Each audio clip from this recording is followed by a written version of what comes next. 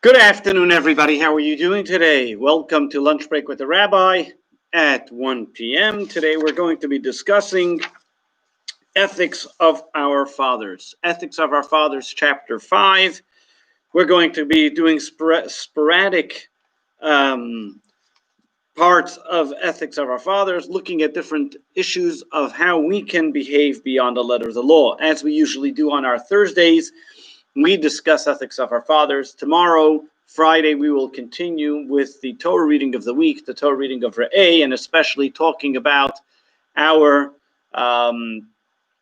especially as we're coming close to the month of Elul, we're only 5 weeks away to the high holidays, and as we prepare ourselves for the high holidays. As you know, that we study Ethics of Our Fathers as well during the summer months to help us prepare for the high holidays. The high holiday season starting already. As we get closer to the high holidays, we're beginning the month of Elul next week, which the month of Elul, as we'll discuss at length next week as well, is the abbreviation of Ani L'Doidi V'Doidi Li. I am for my beloved is for me, which brings us to a closer understanding and appreciation to cultivate our relationship that we have with God. As we discuss in the chapters of Ethics of Our Fathers, most of it discusses of how one can behave beyond the letter of the law, how one is supposed to look at something not at face value, just not doing it because that's what I have to do, but to see the soul that is in it, to appreciate the greatness of what it has, and to look deeper than just the surface. So today we're going to start with the concepts of the studying of Torah. Rabbi Meir says, one should diminish his time in business and involve himself in Torah. A person should look at himself humble in front of all people. If you've wasted time from studying of Torah, you will find many things which will hold you back from the study of Torah. However, if you are diligent in your study of Torah, the reward for you is great. Now, what is Rabbi Meir telling us? Who is Rabbi Meir? Let's know that Rabbi Meir was one of the great students of Rabbi Shimon Bar Yochai. He was one of the great authors of the Mishnah. And over here, what is Rabbi Meir telling us that a person should be diligent in the study of Torah? Isn't that an obligation, as we say in the Shema, V'shinantam levanecha, you should teach it to your children, that every person has an obligation to study the Torah? How is this anything beyond the letter of the law? In fact, this seems to be the obvious that one should be studying Torah. Over here, Rabbi Meir is teaching us something even more. A person who is involved in any business activity, a regular average person who's not studying in yeshiva, his obligation of studying Torah is limited to once in the morning, once in the evening, that he should study Torah. But over here, Rabbi Meir tells us that we should sometimes cheat in the business, that while we're doing a little bit of business, find some time to study Torah as well. They say a story about a very famous chassid who was a successful businessman. And they asked him, how are you so successful in business? He was a shopkeeper. And he said, you know what? You know what makes me very successful? The evil inclination. So he said, what do you mean? He says, when I'm sitting in the shop and there are no customers, I open up a Tillim and I say some Psalms. I open up a Sefer and I learn something. But of course, the evil inclination doesn't want me to learn or say Psalms. So what it does, it sends quickly a customer to stop me from saying Psalms and to stop me from studying Torah. So continuously, the customer flow keeps on coming to stop me from studying or saying any Psalms. And that's how my business became very successful. Or they asked once the Chafetz Chaim, a very famous scholar, and they asked him, how did you become such a great scholar? So he said, in 15 minutes. He says, what do you mean in 15 minutes? You don't become such a great scholar with 15 minutes. He said, every time I had a spare 15 minutes, I would sit and study. While I'm waiting for the train, and there was 15 minutes until the train came, I was studying Torah. So over here, what the Mishnah is telling us, it's not that you have to sit for hours and stay up all night to study of Torah. If you just look at the times that you waste, so to speak, and just utilize that for the study of Torah, how much more you can learn and what kind of great scholar you can be. Especially in today's day and age, that we have everything just by the fingertips of our hands. We can access any portion of the Torah, any subject you want. You can discover and learn from the comfort of your bed, the comfort of your own room, wherever it may be. You don't even have to know the person. You can listen to any subject basically in Torah and become proficient in it just on your own, and how easy it is for us to study Torah. So what Ethics of Our Fathers is telling us is that not only would you appreciate the study of Torah for what it is on its face value when you dedicate time to study of Torah. But even when you look around and you see the time that you, so to speak, waste, the time that which, so to speak, will fall to the wayside, if you just apply yourself to that moment, you will be able to study so much Torah and become more knowledgeable in the study of Torah. But even more so, Ethics of Our Father says, it is not only the reward for the mitzvah of studying Torah, but over here it tells us there's some greater reward than it actually is, which when you see your time being used usefully. The reward is the actual mitzvah itself. Not only the knowledge that you gain, but making your time more efficient makes this reward. Because when you utilize those extra moments, those 15 minutes, those missing times, or the time that you in middle of work, or you take a time in the middle of the day just to sit down and study Torah, you will see how much time we have and how we should utilize our time, and our time management becomes more efficient as well. When we look at the concepts over here as well, what does this have to do with humility? Because if you look within the whole thing, he says if you study Torah properly, and then you should be humble in front of all people. What happens is when a person thinks about that he knows it all, then he doesn't find a need to study. He realizes, hey, listen, I can waste time. I know it all. I don't have to study. But when a person realizes that you know that I have something that I can learn from every person, then wherever he is and whatever occasion it may be, he looks to see what he can learn from that individual. And his life is a study. So what the Talmud is telling us over here, Ethics of Our Father is teaching us is, number one, when you are humble in front of all people, number one, what you come to realize is that you can learn from every single person, gives you the advantage that regardless of who that person is, there is knowledge to be learned from them. Number two is when you come to realize and understand that all of us have an evil inclination. All of us have temptations. And sometimes the greater the person, the greater the temptation. The once asked the Rabbi, a person said, how does he know what his mission is on this world? And the Rabbi told him the thing that comes to you most difficult. And that is because the thing that you have, what you're most prone to, what your, so to speak, mission to accomplish, your evil inclination is going to sought to try to disturb you. Same is also when it comes to the study of Torah. Because it's so easy, just think of it this way. Because it's so easy today to access anything in the studying of Torah, your device, which is the easiest accessible tool to study Torah, is also the easiest accessible tool to create animosity and waste your time. And this is where the challenge comes. When I have humility, I realize that I'm vulnerable. When I have humility, I realize that I'm fallible. And therefore, I look for methods to be able to strengthen myself against my fallibilities, against my vulnerabilities. And therefore, one of the prerequisites to the study of Torah is humility.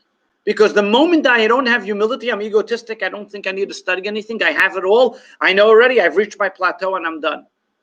And that's why if you look in the words that we say in the Amidah, right before we finish the Amidah, we say, Pesach libi b'sorasecha, Almighty God, open my heart to your Torah. But there's a prerequisite to opening my heart to the Torah. V'nafshi ka'ofer lakoltia, that my soul should be like dust. That only when I feel and I have that humility do I have the ability to actually express and understand and appreciate the teachings of the Torah. Another thing is that when a person has humility, and this is an unbelievable thing, when a person has humility, there's two things. When a person can't study and he's having a hard time trying to figure something out, we can bring a person to depression. Say, look, I'm not able to figure it out. Everybody else is successful, I'm not, and all the other things that may be.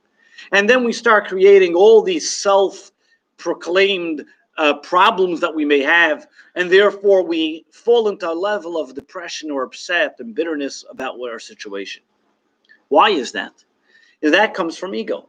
When I think I'm so great, and I should be so successful, and I should be able to do A, B, and C, and I'm not, then all of a sudden I feel bad about it. But what happens if I have humility? And then I realize and say, 1 second, I don't understand something. That means I got to work harder. I don't know it. That's because who am I to know it? That's probably because I didn't work hard. So then automatically that avoids that depression, that avoids that anxiety because of the humility. So the humility is the key ingredient of recognizing our potential to be able to make it and understand and appreciate and value all the teachings and lessons that we learn from the people around us. And it's important that if we look at the wording of the Mishnah, the Mishnah tells us the words, be humble in front of all humans. It doesn't say in front of all Jews. It doesn't say in front of all people. Humans, the word Adam, a man, human being. Because every single human being has something we can learn from.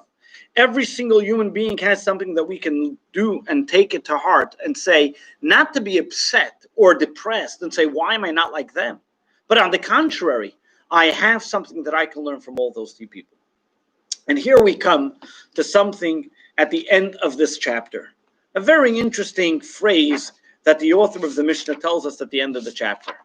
And it says as follows. A person we are by force, we are come to this world, and by force we leave this world.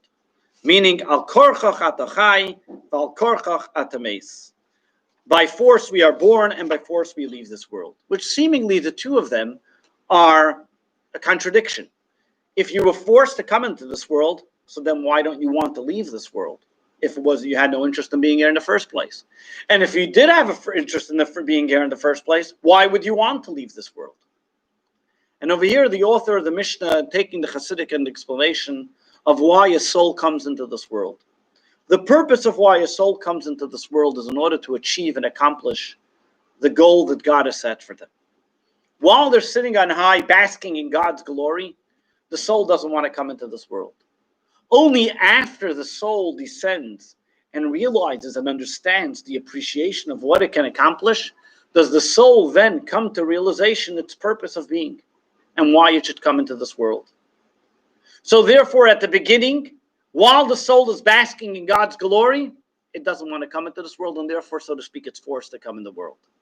Eventually, once the soul is here already, and appreciating and doing everything it can to change the world and elevate it to make it a holy place, then the soul doesn't want to leave. It's very happy doing its job. Therefore, it says, you know what? Now it's time for you to move on to the next stage and enjoy everything you have accomplished in this world and make it to the next level. This is what the mission of the soul coming into this world, as we're taught. And Hasidism and Kabbalah explains to us that a soul is trapped within the evil within our body. The soul is the spiritual conduit within the body to take the body and transform it and to make it into something godly. Everything we have in this world is there for one single purpose, to elevate it into a spiritual plane. And even more so our own body and soul. And this is the dichotomy or the fight that continuously to burn inside the human being. The fight between the soul and the body. The spiritual versus the material. The physical versus the spiritual. The mind over the matter. Which one is going to win? Are you going to allow your emotions to overcome you? Or are you going to allow your intellect to direct it and make sure it's governed and arrowed? This is what the Torah tells us, and as the Mishnah explains to us. The moment God fused the soul and body together, he created this conflict. But we, as the Jewish people who have that soul and body and the intuition that the soul must govern the body, that the good must govern the evil, realizes that the evil inclination is not there to hurt us, but is to give us an impetus, an empowerment to show us that we can transform it. Not only subdue it, but transform it. That is the ultimate goal of the godly inclination. That is the ultimate goal of the soul, to transform the body into something spiritual as well.